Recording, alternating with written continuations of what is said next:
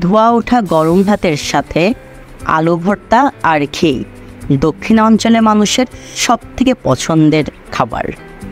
আসসালামু আলাইকুম সবাইকে, রান্নাবান্না এবং আমি চ্যানেল থেকে আজ আমি আপনাদের সাথে এই আলু ভর্তার রেসিপি শেয়ার করব। প্রথমে আমি লবণ, কাঁচামরিচ কুচি এবং পেঁয়াজ ভালো করে মেখে নিব।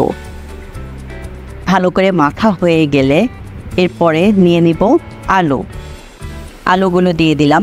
আলুগুলো ভালো করে মেশ করা হয়ে গেলে আমরা সব ভর্তাগুলো একসাথে মেখে নিব।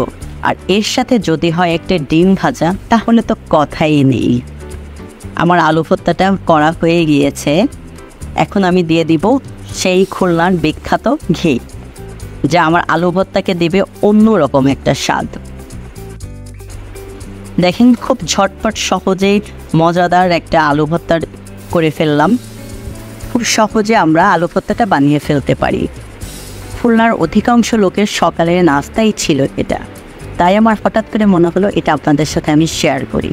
দেখেন কত সুন্দর ঝটপট রেডি হয়ে গেল আমার আলু ভর্তা।